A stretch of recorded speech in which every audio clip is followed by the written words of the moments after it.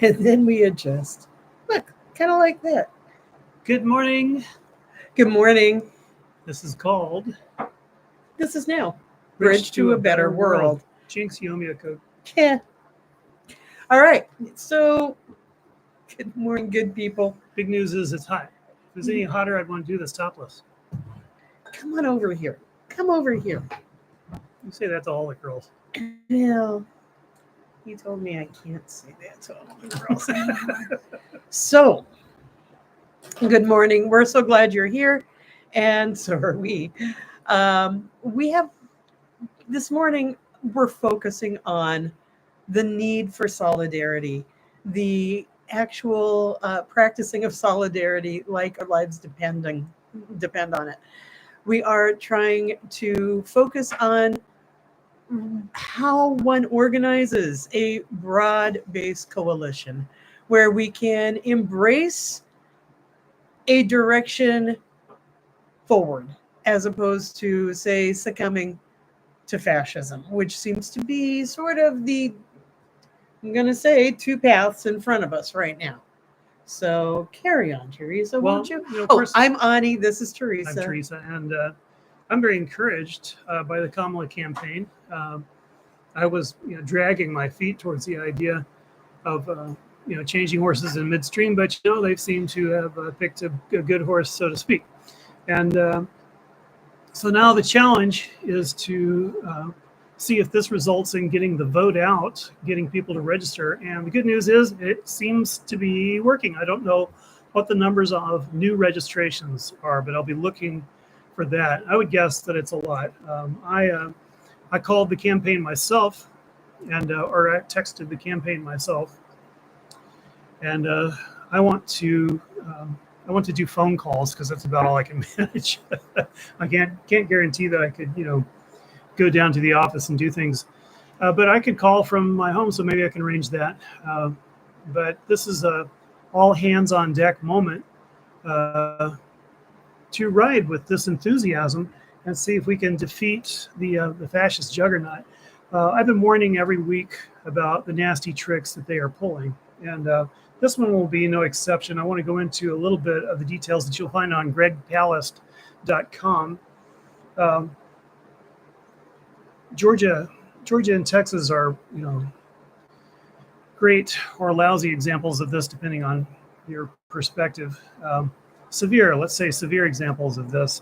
Greg Palast has been following the chicanery in Georgia for a long time. They just disenfranchise black voters wholesale because they know that it's such a hassle to go and re-register. And they have laws that you have to have this sort of ID and that sort of ID, and they kick people off who've been voting all their lives. And you probably heard those stories. Well, they're doubling down on that.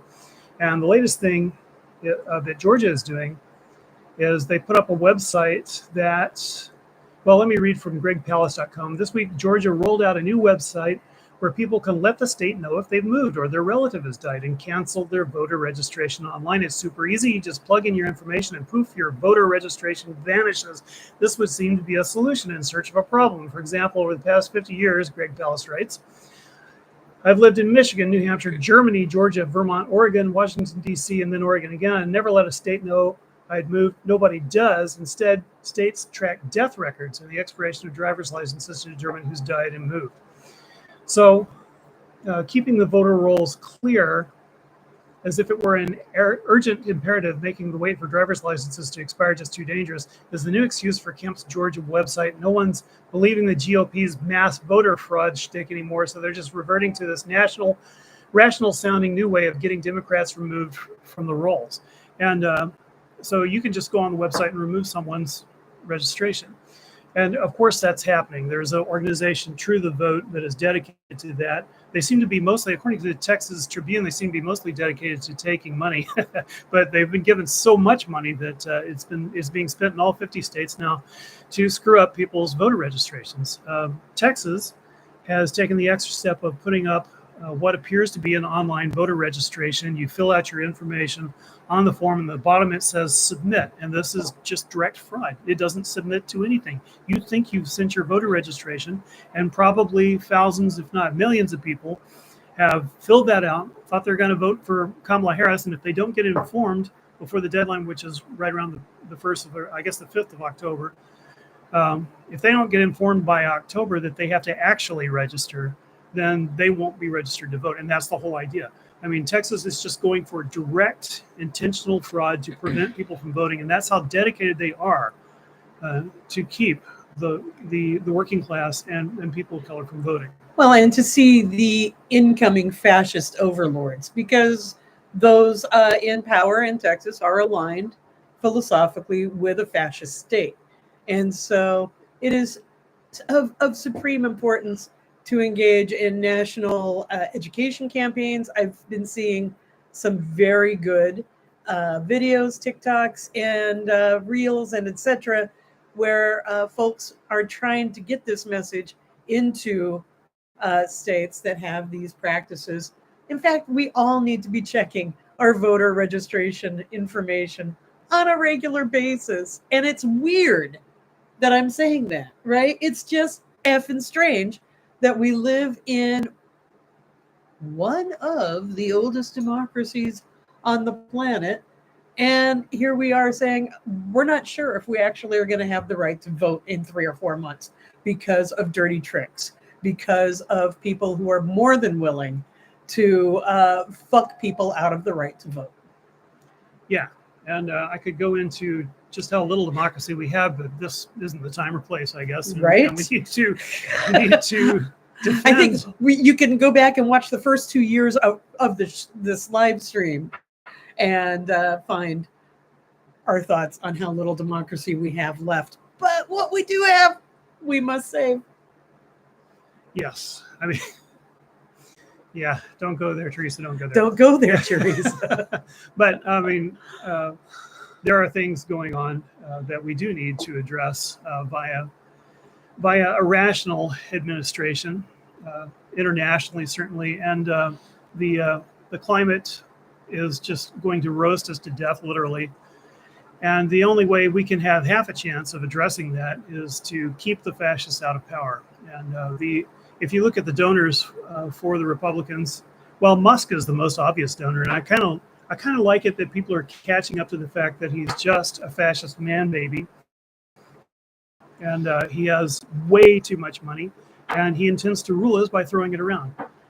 The idea, the way our rulers have ruled is, since time immemorial, and increasingly since the development of modern propaganda techniques after Lippmann, et cetera, is to just manipulate us and to make us vote in terms of our perceived identity and that sort of thing. And that's why I object actually to the fact that things started roaring after Kamala got on. But who cares if it gets people to register? Okay, it's like I don't want to go into that either, because that would just take a long time. But I do think that we have an opportunity to actually create good, positive change. I think that Kamala has some good ideas, and she's a godforsaken imperialist, but they all are. So okay. And here's me saying about the rest of the show, darling. About the rest of the show. This is about organizing broad-based coalition. Now we can see that Teresa's going to have some difficulty with this. God bless us all. It's praxis. We're up against the wall. Praxis is what I'm trying to say. Praxis is coming out. Practice. Close enough. We need to have a good praxis, and this means getting Kamala elected. So let's go on that. Let's go. I think that it's important to understand that we live in a very, very, very pluralistic society, and that's as it should be, right? And so this is my talk on trying to organize in a broad-based way. I'm an anarcho-syndicalist. I'm an anarcha-feminist. I am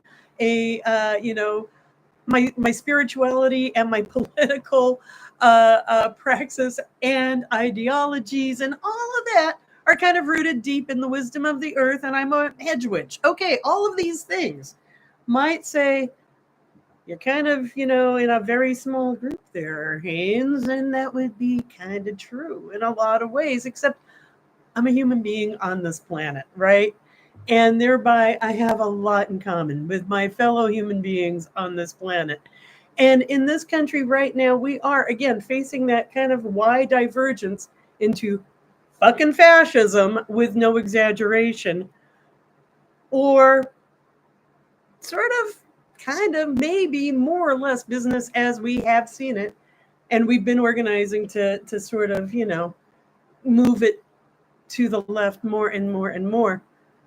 And I got to say, in fact, the window has, the goalposts have only lost ground, right? We've only moved to the right. The Democrat ratchet. The Democrat ratchet. And so, the moral of the story. What I'm saying here is we got to push right now to not have fascism, because the organizing and continuing to fight for a just society, a more just world, a place that actually will be better off than we left it, lies in our ability to continue to organize. It lies in the direction of not fascism. It lies in the direction of a Democrat win this fall.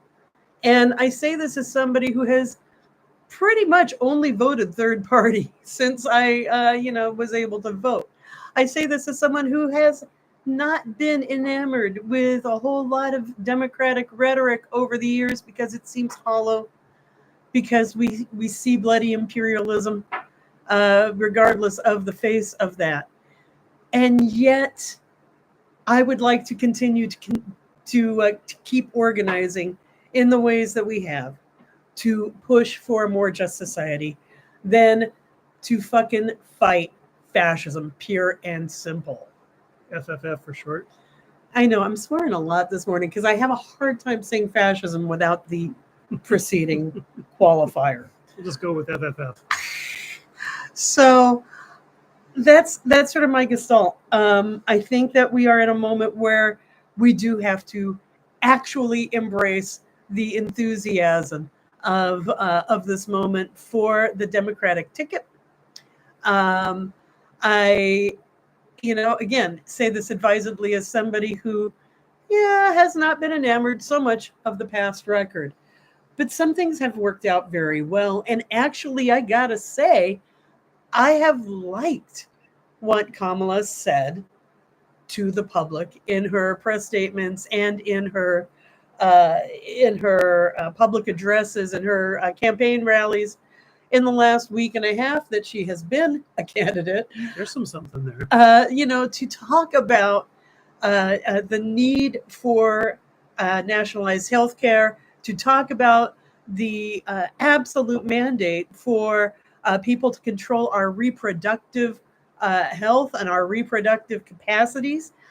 This is super important. She's talking about the middle class. She's talking about economic opportunities. She's talking about everything we care about.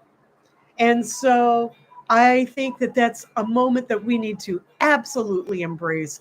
And this is the time to push like mad forward. Yeah, I saw a discussion online. Someone was saying, well, I talked with my folks about Project 2025, and they were shocked. And now they're believing Trump's distancing from it. And I responded, yeah, they're going to do that. Don't waste another minute with them.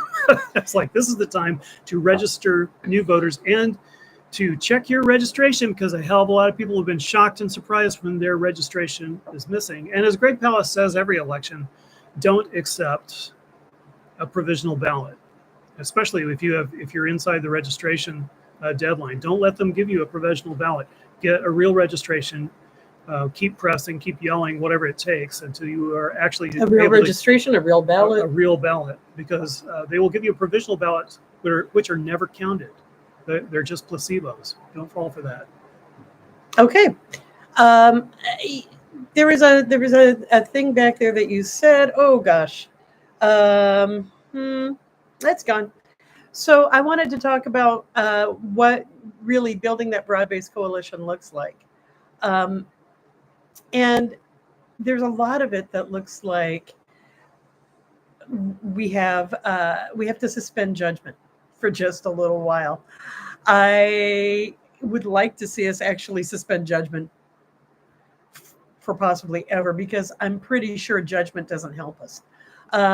There's discernment, sure. There's personal choices we can make. And then there's getting down. Oh, that's where I was going. And then there's getting down on folks who maybe don't see it like you do, because really plurality and the respect for opinions goes all the way around, right? And so 4 years ago, when Biden got into office, there was this moment of, well, thank gods we don't have to deal with that fucking guy anymore. And then there was this pivot to this huge schism between liberals and progressives and radicals. And the radical group really was just sneering at the progressives and the liberals. The liberals were like, we distance ourselves completely from anyone called Antifa. We don't know about this fighting fascism thing. It seems awfully contentious. And we lost so much ground. Yeah, right? The Democrat Party, and any chance they get, will just shout that they're not socialist. Absolutely, they will. And so what we need to do is double down on organizing and reaching out and talking to each other in a non-judgmental way. I am not going to lead every conversation I have for the next 3 months with, hi, I'm an anarchist witch. Not every conversation. There were the couple of missionary ladies that approached me while I was bird watching in the park a few days ago. They asked me if they could share the word of God. And I did, in fact, answer with, I'm an anarchist witch, but I'd be happy to exchange philosophies with you. And then they said that I should have a nice day, and they liked my glasses, and they left very quickly. I can share the word of God. It's coming through my head right now. Christianity is stupid. Give up. But here we are again. I want to more or less really just try to understand and work with people who are working against fascism, right? And at this moment, I don't care if you're an establishment Democrat. I don't care if you've always voted blue and it's just a thing you do because that's what your folks did, and you know, that's great. I don't care if you've ever taken any kind of consciousness raising class. I don't care if you're a Christian. I don't care if you're an atheist. I don't care about anything. You could be straight. It's fine. I'm going to talk to you right now. Even straights? Even straight people, right? Some of my best friends are straight people. It's true. Be careful, you can rub off. And so I'm saying that for right now, the idea of radical inclusivity, the broad-based coalition that actually respects our brilliant diversity, even when it makes us really kind of like, I don't know how you get that. Why don't you center everything you do on the environment? Just for a moment, let's try to actually listen to each other, build common understanding in this organizing movement to fight fascism, and actually make real progress, because progress comes from relationships. Progress does not come from alienating people that don't agree with you because you're smarter and you've studied it more. And therefore you're going to, throw around some judgment right about now. Yes, it's true. The dog turned the television on. That's why you're hearing music from across the room. He's laying on the remote. He does this a lot. True. But there was my thought, and there it was. Well, I think there's a possibility for a blue wave. I really do. That would be a wonderful thing. We need that. And we could, it's like after the election, I really want to press against imperialism. We have some problems that may pop up before the election. I mean, Israel has attacked 17,000 times since the October 7th hideousness. They've attacked Palestine 10,000 times. They've sent drones and bombs all over the region. It's very clear that Netanyahu is trying to create a regional war so he can stay in power. That's a huge problem. It's a huge problem. And again, we have seen Kamala Harris say the right things after meeting with him. Well, most of the right things. She was talking about being horrified at the civilian loss. I think if she had enough people behind her, sort of like Obama, if she had enough people behind her, she could be pushed, and she'll, maybe she'll say that at some point. Right now, she certainly doesn't have the power to stop the juggernaut of the U.S. defense establishment, the war establishment, which is foursquare behind Israel and everything they do, and just loves sending warships into the strait so they can be shot at by Iranian missiles. I mean, that's what's going on right now. It's craziness. I kind of like, actually, if I may just say, as an aside, I kind of like missile versus missile fighting. You know, when the missiles don't get to their targets and other missiles hit them, it's like, let the robots hit the robots. I don't care. Nobody dies, no blood. It's great. But that's as may be, and things will get much worse if some negotiation is not done. Absolutely. And I'm just going to remind you and everyone else, Teresa, that Harris did say Israel has the right to defend itself, and how it, she did say that Israel has the right to defend itself. But she followed it up with, and how it does so matters. Right she said that she will not be silent in the face of the civilian casualties. So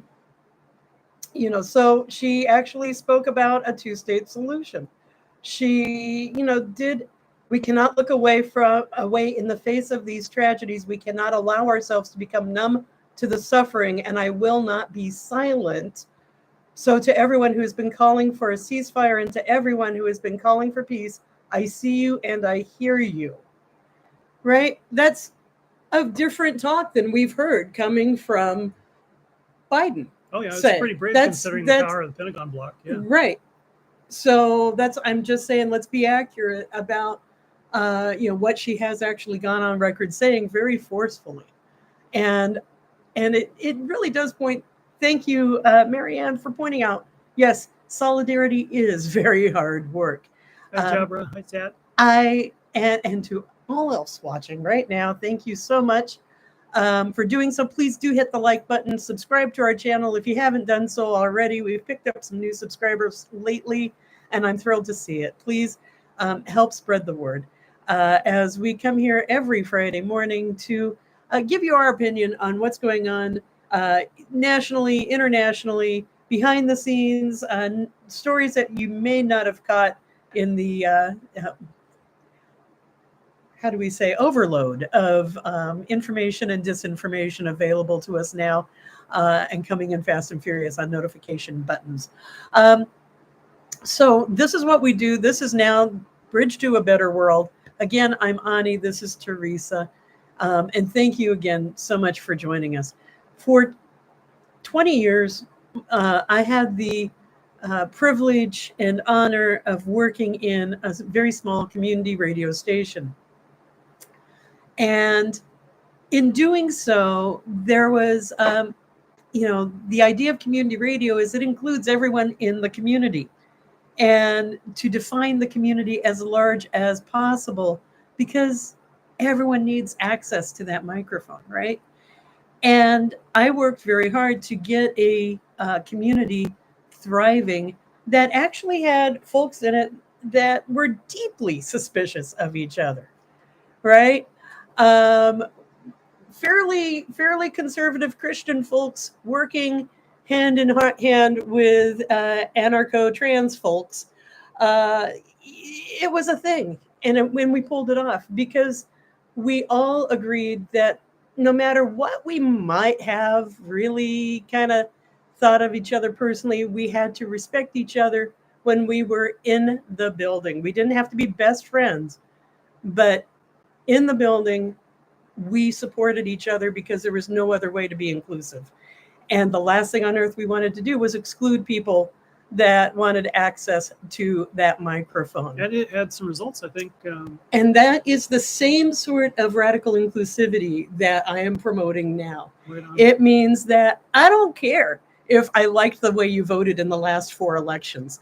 I'm not entirely sure I want to get into a theological conversation with you right now. And it's probably not the time to try to convince each other about our eternal souls. And, if we ascend or are recycled or whatever. It's not that time. This is the time to make sure we are voting. Everyone is registered to vote. Everyone's registration is as they believe it is in their county systems. In the election boards. It is time to push forward together against fascism for democracy. And we can hassle out the details for the rest of our natural lives, because we will, right? There's no shortage of those things that we can continue to work out later. Right now, we come together and we support each other in a blue wave. That's what I'm saying from the bottom of my little anarcho heart. It's a fine thing to say. Well, what do the cards say today? Well, the cards, you might ask. What do they say? We have the 7 of swords. It's inversed. We have the Ace of Swords. It's right side up. Some swords going on here. And we got the Star. All right. Trying to get this out of the glare. Here we go. And so what do all these say? Well, the 7 of Swords is a card that comes up when there's trickery at hand, right? When there's people doing underhanded things. Sometimes it's called the card of thieves. It can symbolize disguises we need to wear to move through the world in systems of oppression. But it can also really look at, the flim-flam, the con artistry that is going on around us. It comes up in times of trickery and deception. The fact that it is inverted makes me say the gig is kind of up. Those deceptions are going to be easier to see through right now. Like the staged assassination attempt? Like the staged assassination attempt, it might have jumped into my head. So this is a time that we might see information coming out around what has been going on behind the scenes with deception work, and how to see through things easier. But be aware that trickery is around and at foot. The Star card, inversed, talks about the need to get out of our own way. It talks about the fact that the thing that is really stopping us from shining right now is ourselves. It is the idea that maybe we play into the imposter syndrome. This kind of gets into that 7 of Swords energy too. The idea that we're not big enough to take this on. The idea that this is really insurmountable. It's too hard. We can't do it. There's no way. It's just craziness. It's time to say, okay, voices, I hear you. Shush, shush, shush. I'm going to take care of this. Thanks for trying to protect my feelings and all, but shush, shush, shush. I'm good, and we're going to do this thing together. It's time to really quell any of those voices that are telling you can't. Because the only option we have is to embrace our strengths, to embrace our brilliance, and to know that we can. And that is followed up by the Ace of Swords. And the Ace of Swords talks about our ability to see clear. I'm going to note that it is the one card that was upright this morning. So a strength that we have right now is the strength of our analysis. We have our eyes wide open. We've seen dirty tricks before. We are onto it. We are reading the Greg Palast reports. We are listening to pundits in truly alternative press, like Democracy Now!, like Jeremy Scahill's most recent project, The Dropbox, like The Intercept, like Mehdi Hassan's new venture, Zeteo. We need to really get the independent investigative journalist voices into our own ears so that we have this information and we can see how we can put it together the best to move forward again in that broad-based coalition. Alternate common dreams in these times. Al Jazeera, La Renata. I mean, all of these things. Get away from the mainstream press because they're just so full of shit more than ever. You know what you remind me of? More than ever. In solidarity, I have a little story that the first time when I was at KBOO, my show was followed by Joanne Hardesty's. And she would bring in various folks. And sometimes my folks would be going past her folks. Usually I didn't have an interview, but she usually did have an interview. And I remember the first time she brought in the Albina Ministerial Alliance, and I thought, oh, God, now Joanne's getting cheesy on me. This is bad. Well, this is not what was happening. And after, within a year, the Albina Ministerial Alliance had come out with a statement supporting transgender rights. How about that? How about that? And that, I know that must have been very hard for them from what I was hearing from the Black community at that time, years ago. And it was just amazing. And the feeling I had seeing, follow-up visits of the Ministerial Alliance, I was just beaming to see them. So this is the sort of solidarity we need, and the understanding of common interest that we can move forward at this time. Moving forward together, that's what we need. That's what we will do.